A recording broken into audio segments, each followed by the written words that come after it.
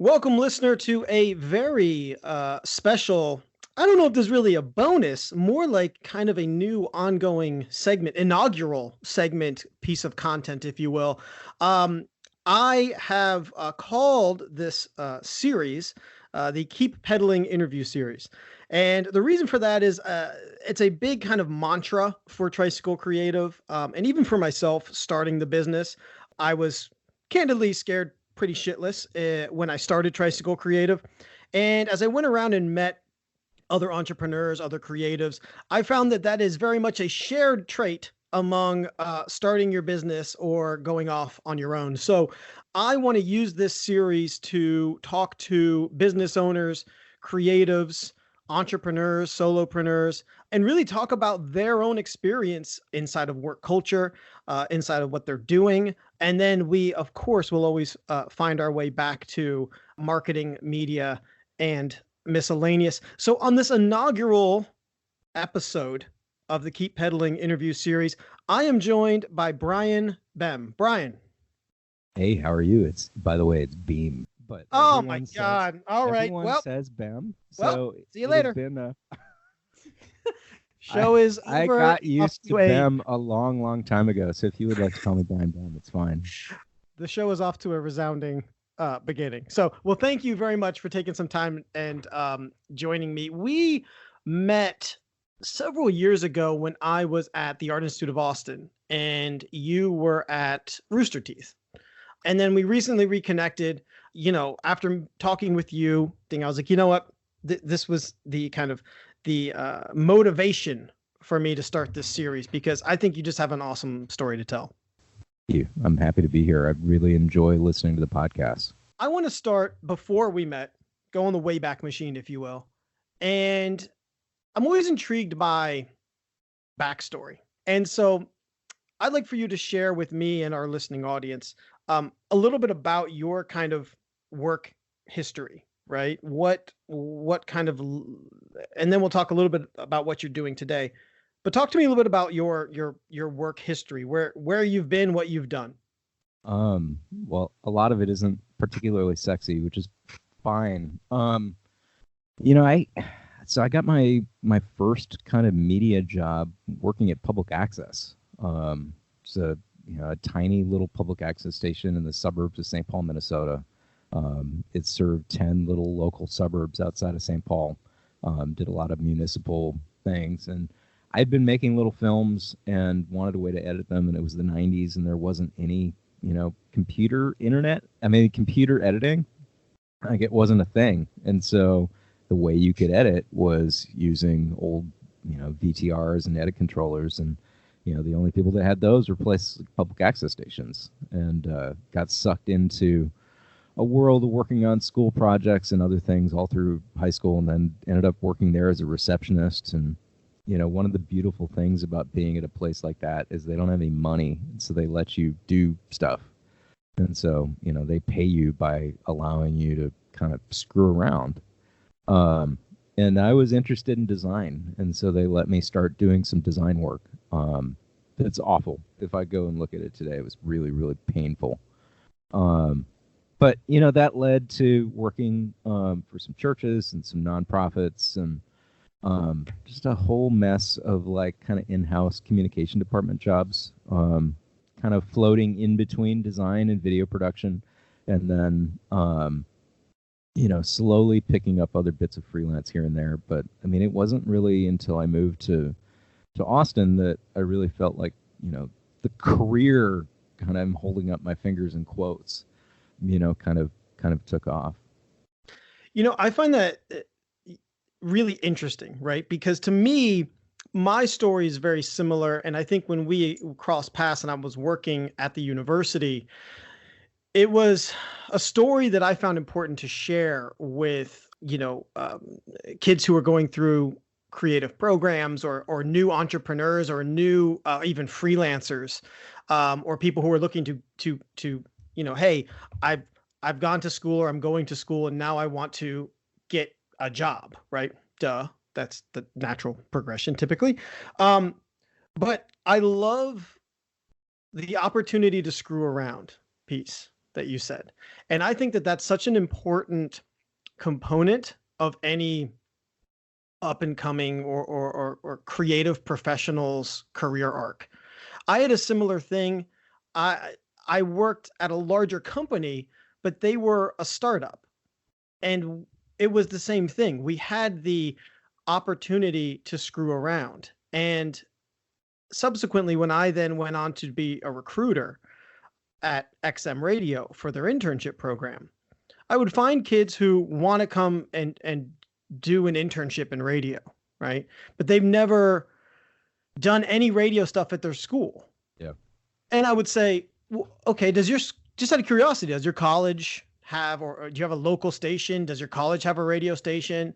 And they say, oh yeah, but it's small and like no one listens to it. I'd say all the more reason to get involved with it. Yeah. Right. Find somewhere to be able to fail. Yeah. You get that opportunity to screw around. And my point was also saying, if you can do a quality show with little to no resources, I mean, imagine what you can do when you get somewhere that has resources to give to you. Yeah. So one of the other things at the public access station that was probably one of the lessons that I've taken with me the whole rest of my career was that, everybody that's there, like non-staff, everybody that's there that's non-staff, that's volunteering is volunteering. And they're there to put on a show with what they have access to. And like everyone was pitching in and they weren't getting paid, and very specifically not getting paid, but they were still doing it because they wanted to do it. And like being around people who were there because they wanted to do something, and like just knowing, okay, well, we have to do this to make it happen. Like that sort of work ethic ended up kind of really getting imprinted on me in a strong way.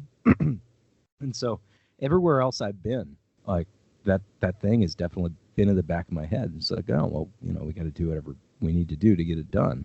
Like it doesn't really matter. If we want to do it, we need to go do it. You've been at companies, and we'll talk a little bit more, progress through kind of the timeline, but you've been at companies where there has been kind of that culture, I'll say shift, but also I'd say business evolution, right? Where you were there when they were a startup and they moved on to, maturity and or acquisition, right? Anyone that works in media, for the most part, you're probably going to go through some sort of acquisition or change in culture.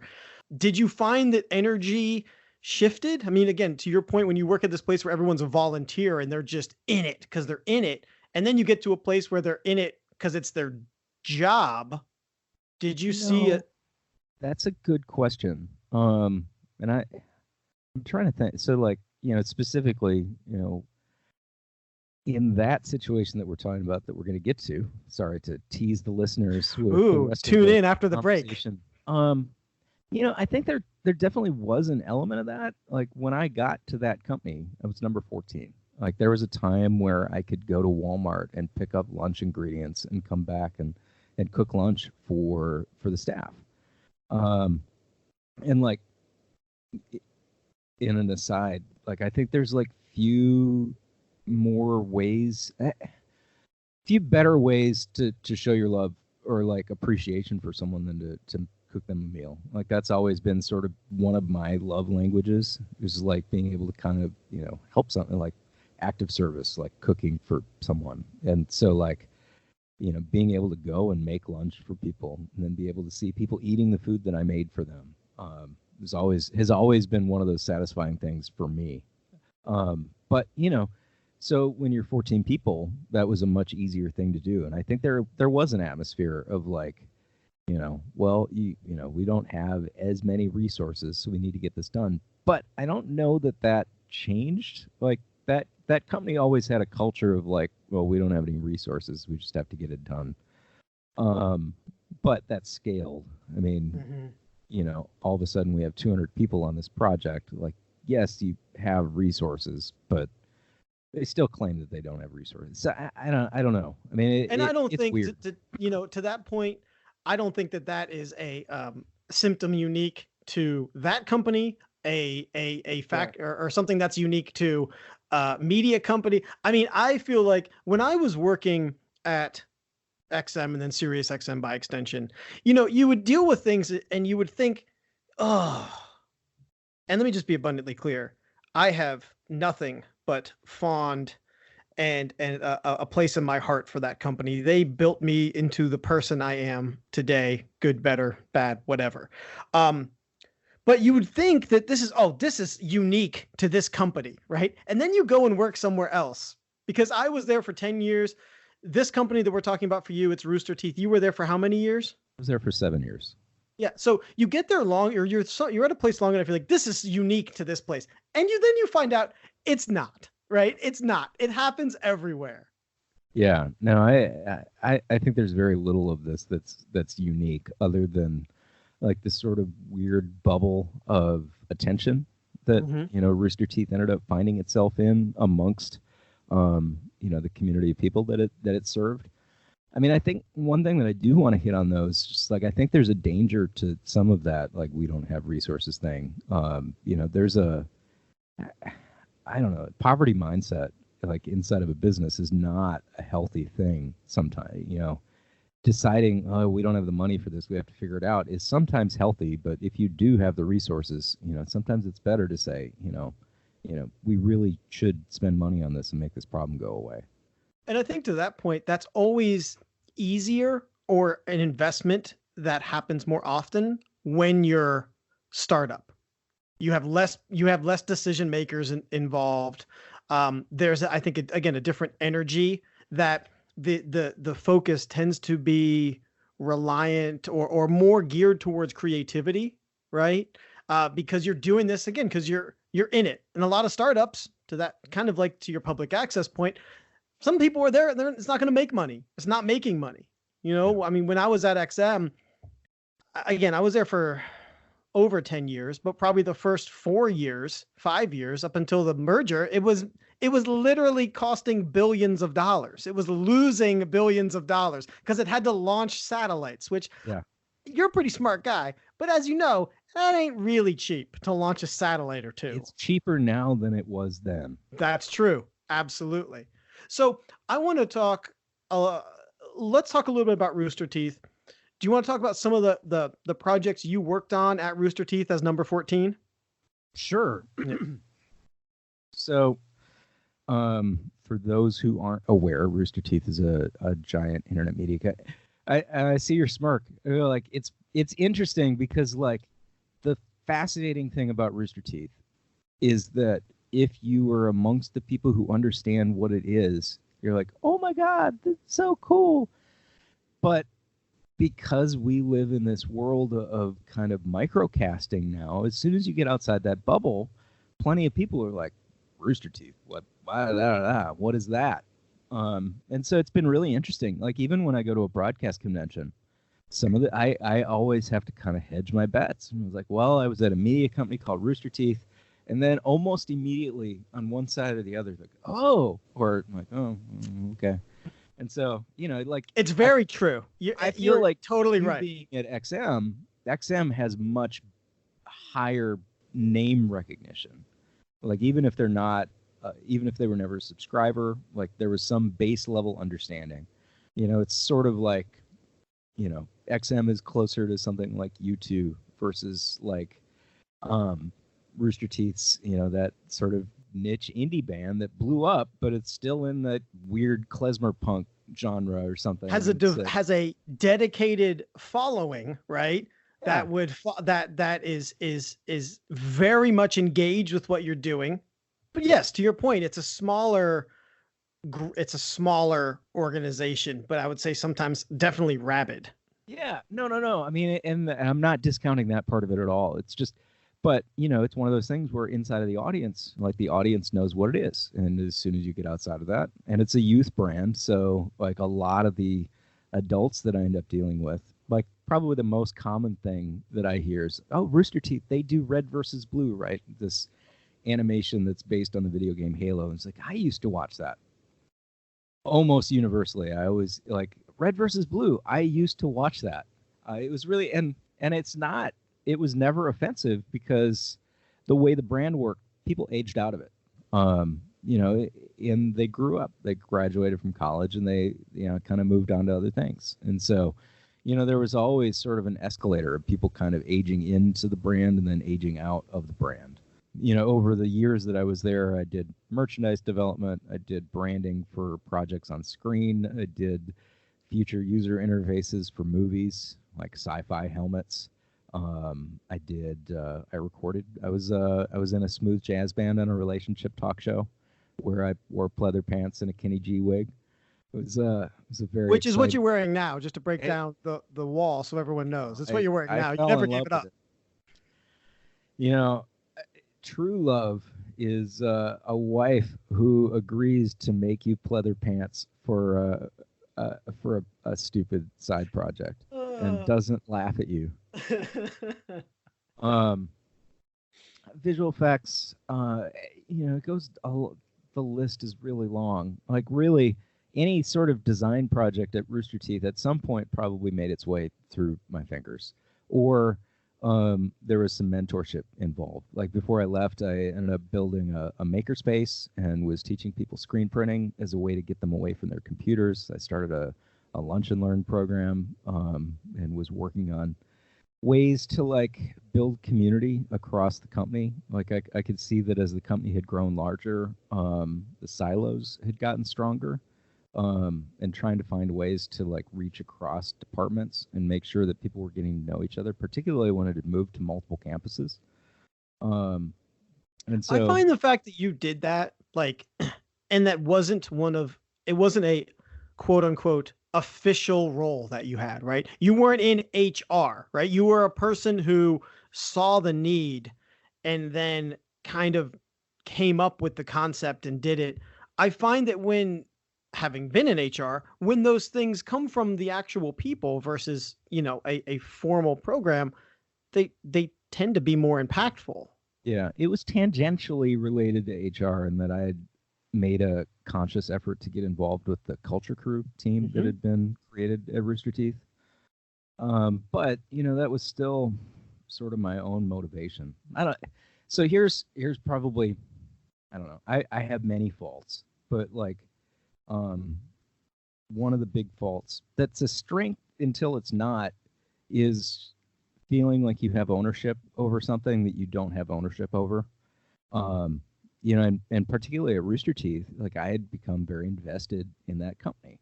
Like on some level, like I ended up, getting a few tiny little options at one point in time. So technically, I was invested in the company, but like there was an emotional investment that I have ownership into this thing, even though I really don't. I'm just an employee.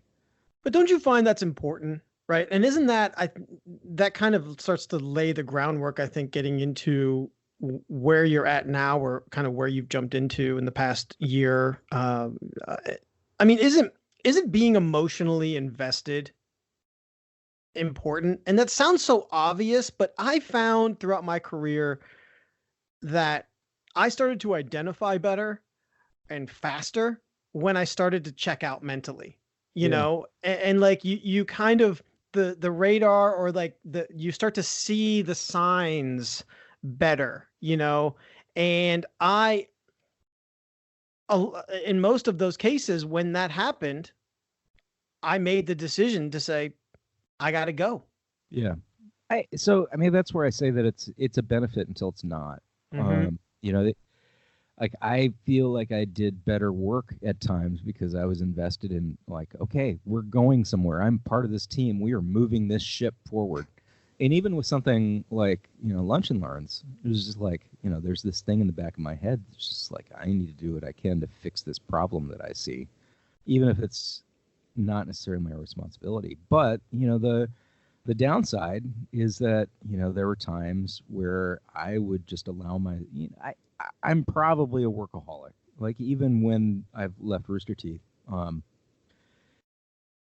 I started doing work on my own and realized, oh yeah, no, that's not Rooster Teeth. That's just you. Like your schedule hasn't changed at all. You're just at home now. So Isn't it funny how that happens? And it what I think I was, I don't know, a month, 2 months in to going all in and launching Tricycle Creative. And I came across this quote again, I don't know who said it, and some of these things it's attributed to like 6 different people, but and it was entrepreneurs are the only people who will work 60 hours for themselves to avoid working 40 hours for someone else.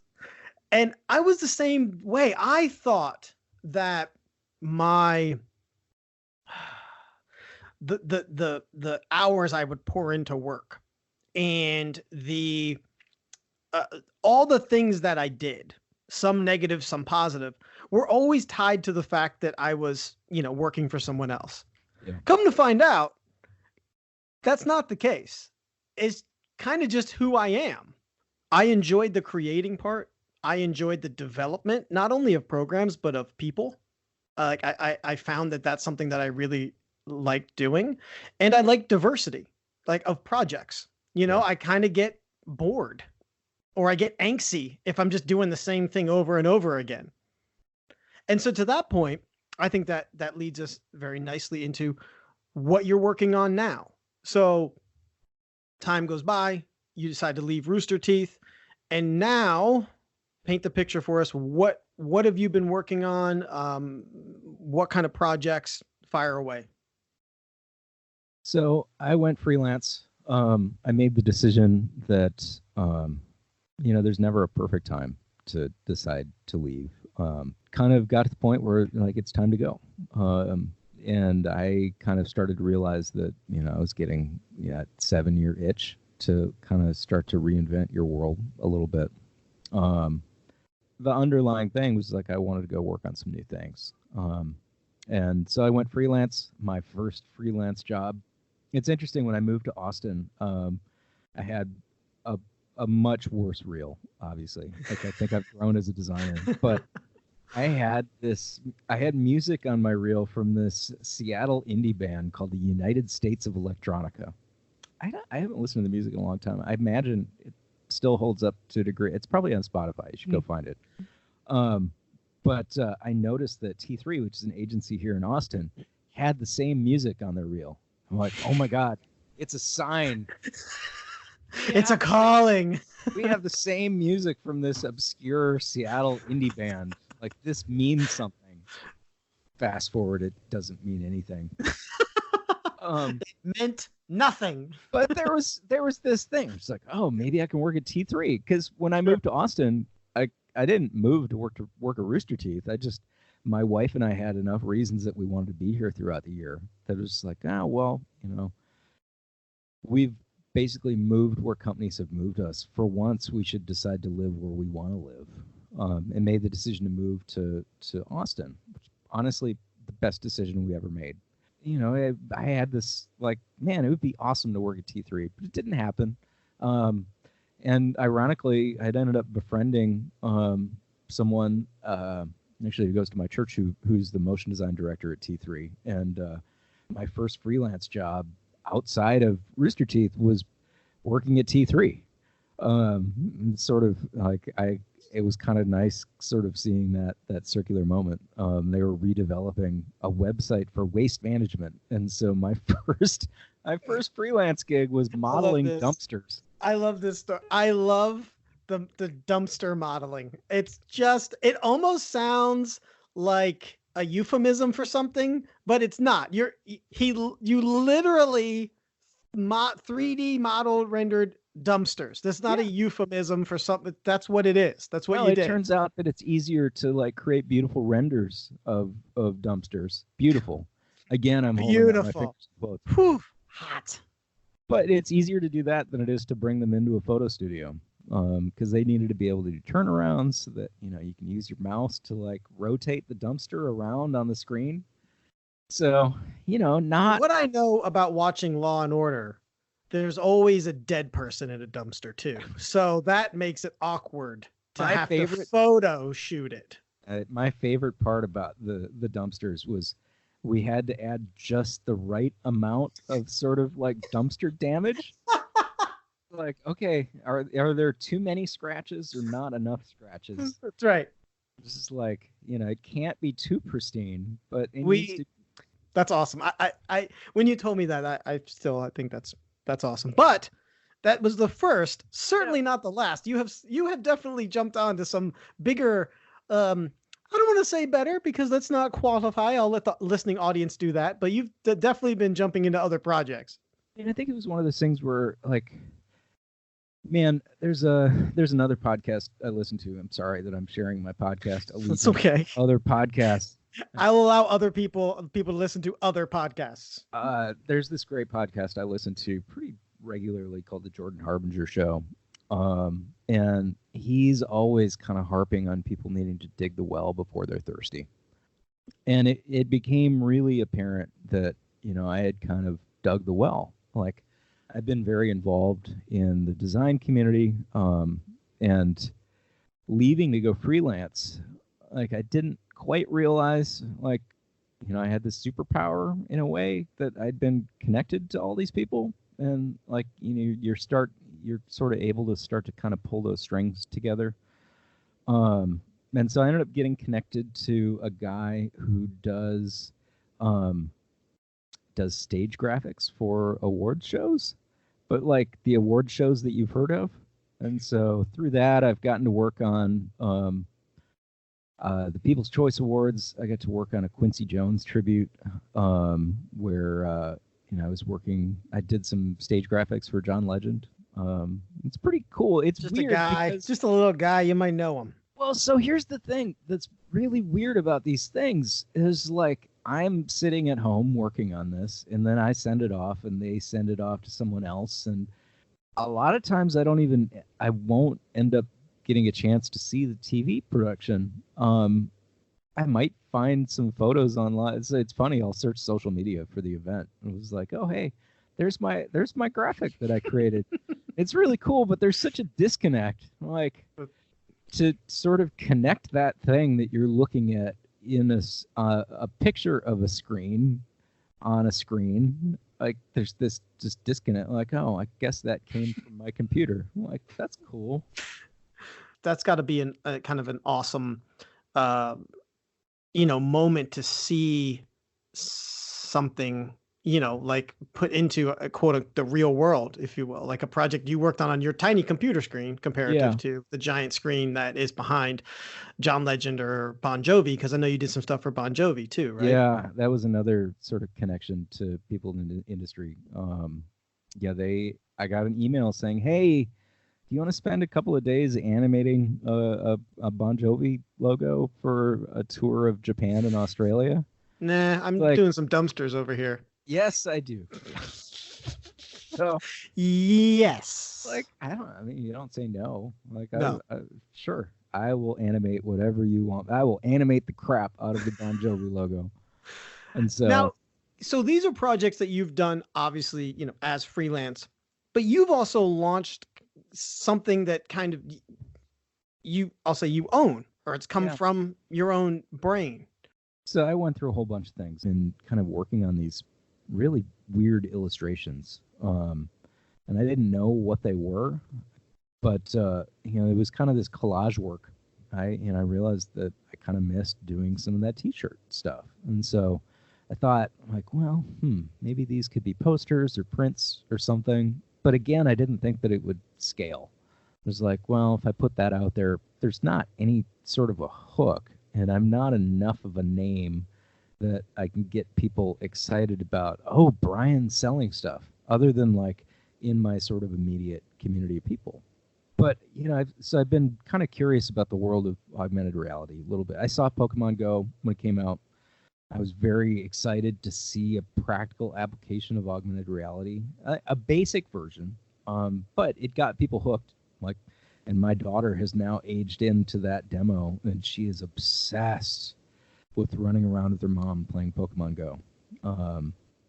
Several years now after it launched, and so it's still there. But I think there was a promise of augmented reality and the reality of augmented reality, and so it just kind of hasn't gotten there yet. And I sort of had this idea that I could take these designs and start to marry the animation design that I do with the merchandise design.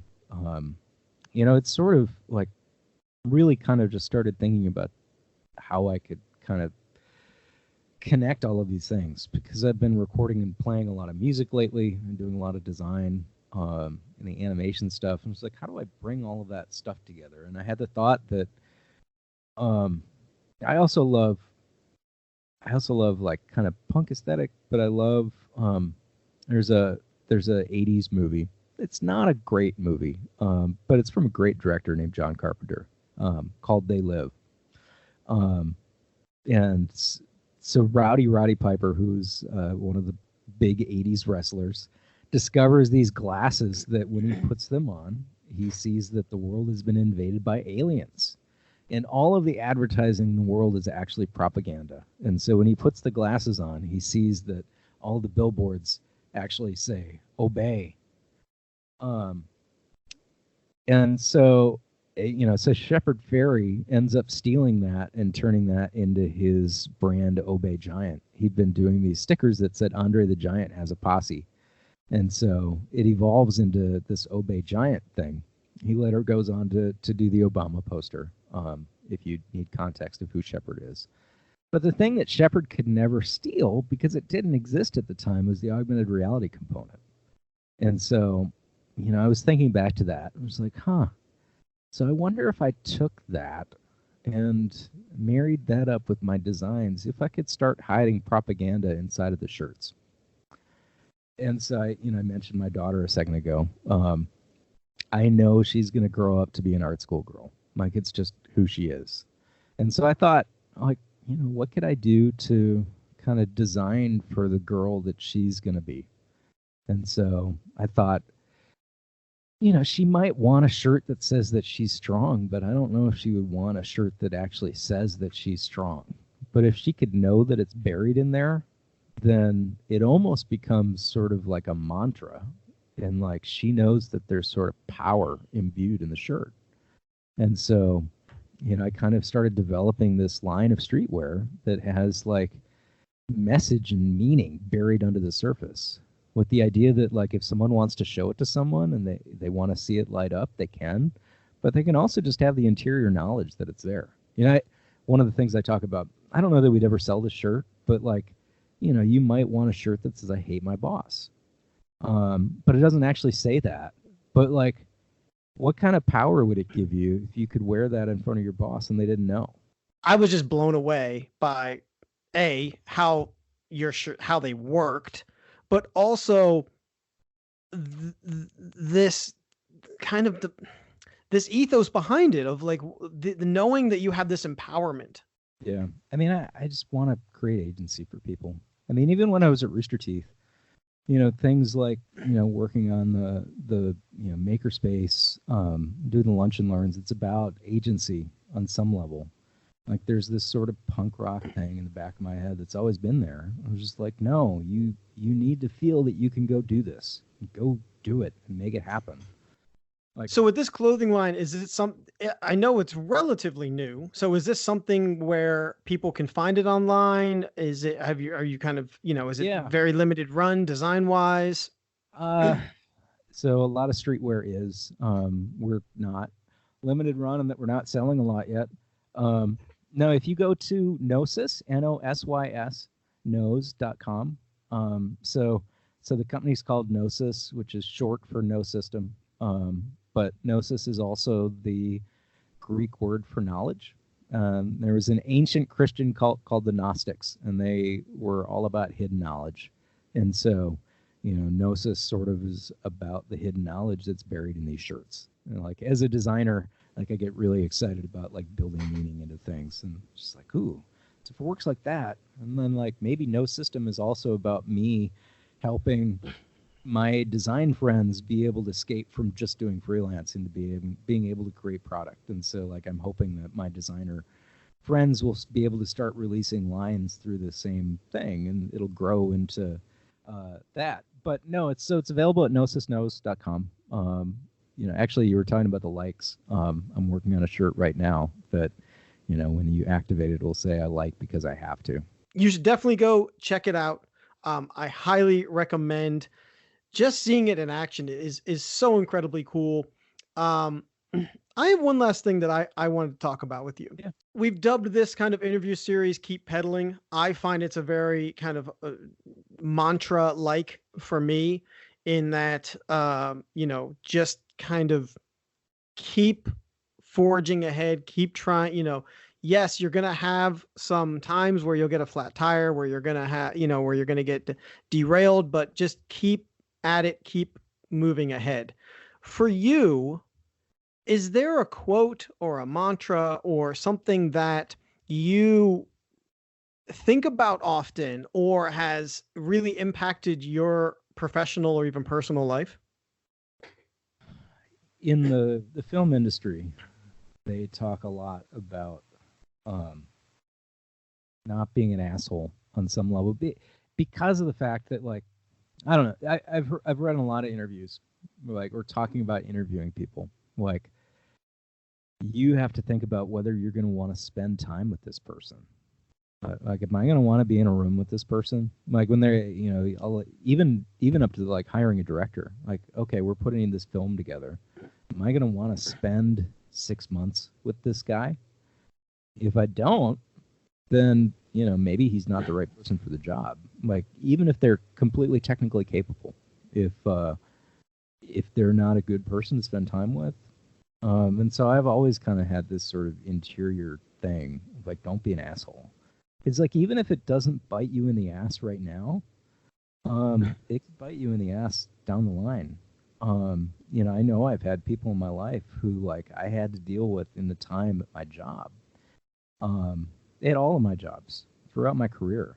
Like, I had one guy that I worked with at one point who definitely failed upwards. I'm like, good for him, but, like, man, I would not give him a favorable review on LinkedIn.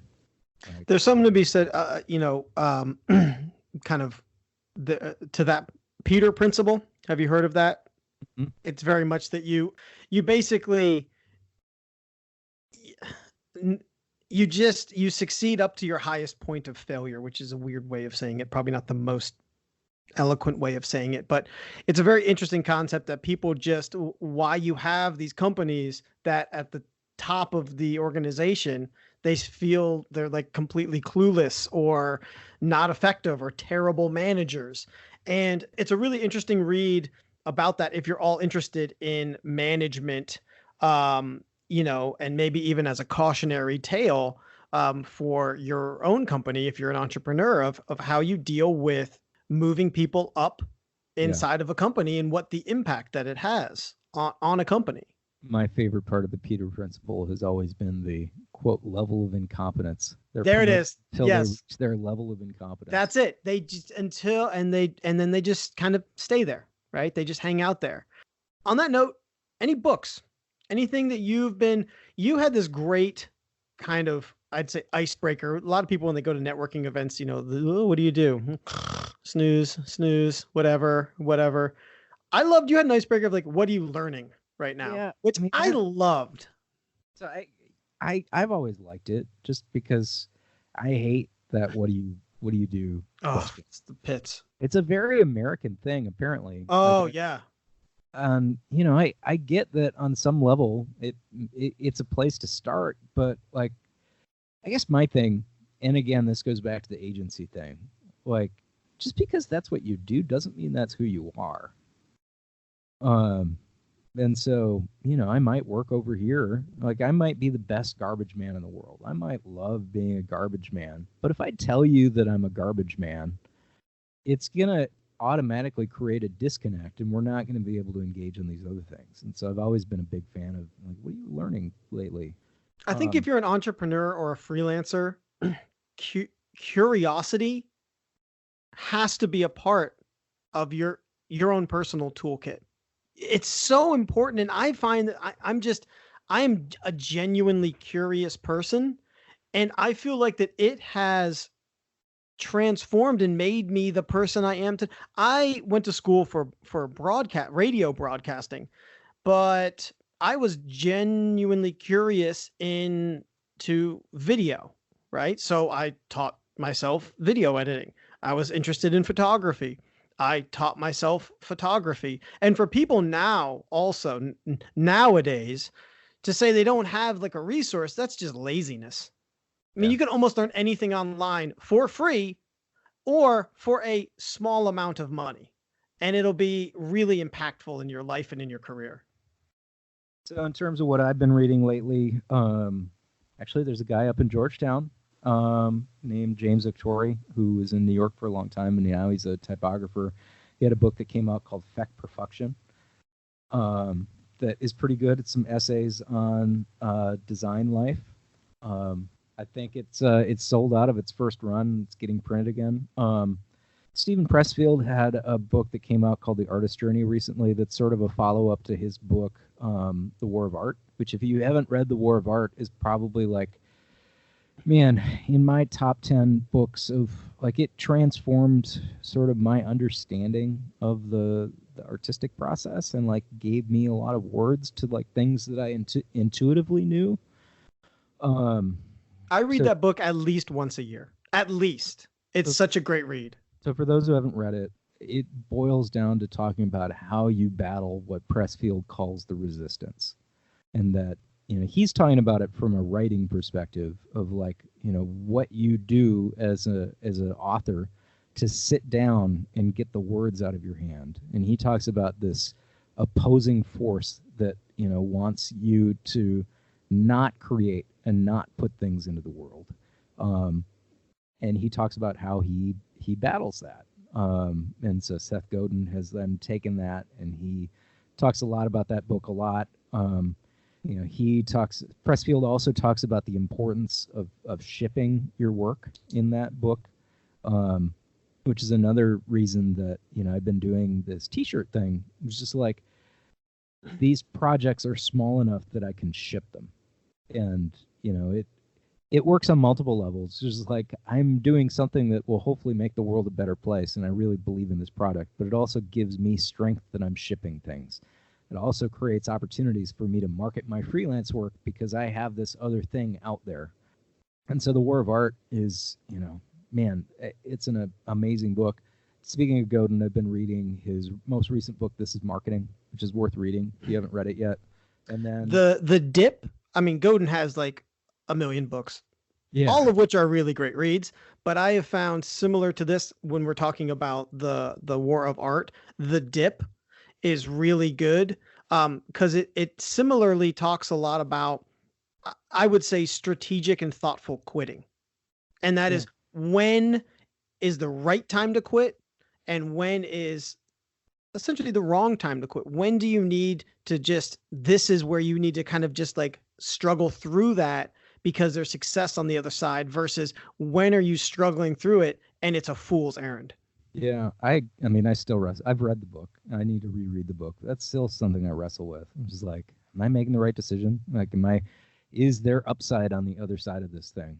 I would say the Godin book that has probably made the most impact on my life was Tribes. You know, a lot of my life has been oriented around sort of trying to, you know, collect my tribe. So yeah, I mean, I love his. Have you listened to his podcast, Akimbo? No. If you haven't, he's got a little, you know, it's sort of like his blog in that it's one little concept a week. No interviews. It's just the front half of it is him teaching a concept, and it's sort of done in an NPR, like This American Life style kind of audio production. And then the second half, it's questions from listeners based on previous episodes. It's awesome. Like, it's become my Wednesday listening ritual. Awesome. It's on my list. I would say the last book that, you know, and you're talking about keep pedaling, Austin Kleon's Keep Going recently came out. You know, worth reading too. And, you know, the nice thing about Kleon's books is, I mean, in a lot of ways, they're bathroom books. You know, they're not very thick or dense. Yeah, we're doing this through video, and I see you flipping through that. That looks like a book that looks like is best suited to buy paper version versus like digitally. Yeah, Seems like the experience is different with that book, paper versus digital versus Kindle, and same with Feck Perfection. Feck Perfection too is definitely one of those things where, like, yeah, I love Kindle books, and I buy. Man, I'm a sucker for 99-cent like deal of the day. On. Just like, there's a guy named Ramit Sethi who put out a book a number of years ago called "I Will Teach You to Be Rich." It's a super douchey title, but like one of the things he talks about, and once you get past that sort of like, there's a certain arrogance to his online persona that I think is sort of an act, but he talks about being your surrogate Indian parent, and cracking the whip and making sure that you're doing the right things. But one of the things he talks about is not spending thought energy on whether you should buy a book. It's interesting. If it's $10 or whatever, spend the money. You're going to get at least $10 worth of education or knowledge out of it. And like, don't waste the energy of trying to figure out whether you should buy something. Just buy it. I love that. I mean, I think that books, being genuinely curious, and as I've jumped in the past year, especially with my business, I'm a huge productivity / routine person, and my day starts at 6:30. I get up, I brew some coffee, and I read for an hour. And I do that, and people say, "Oh, you can read at any point in the day." Yeah, but what happens is the day happens. And when the day starts to happen, reading starts to lose its place on the to-do list. And so I make a priority to do it first. I don't look at my email. I don't look at social. I brew my coffee and I sit down and I read for an hour. And it has been one of, I think, the best kind of routine things that I have done this past year. It's been so incredibly helpful. I want to thank you because there's been so much great stuff that you have here. And I've already told you, I'm going on vacation soon, and I plan to do a lot more reading. And many of the books that you have mentioned or we've talked about, I have since downloaded and are on my Kindle. So thank you for that. I also would like to let people know where they can find you. So fire away. Where can people find you on that World Wide Web? So on all of the social medias, I'm Behm Creative, BEHM Creative. My website's bbehm.com. Gnosis is available. If you go, really all the social medias are Gnosis Knows, Nosysknows. So knows like understanding. So Instagram.com/da-da-da-da-da, like Gnosis all knows. These will also be in the show notes on tricycle-creative.com/tripod. So you can check them out there. We'll have links to the books that he's mentioned, to Brian himself. And again, I just want to say, Brian, thank you so much for being the first inaugural Keep Pedaling interview.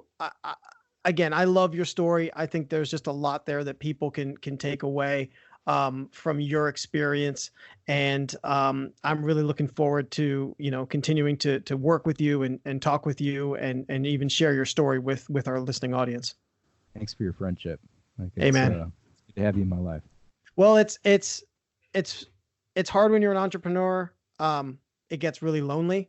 So I think it's important that we all stick together. So again, I encourage everyone out there, connect with Brian, talk with him, reach out to him, grab coffee with him. He's a super creative, fun guy. Definitely encourage it. And we will see you next time on Tripod.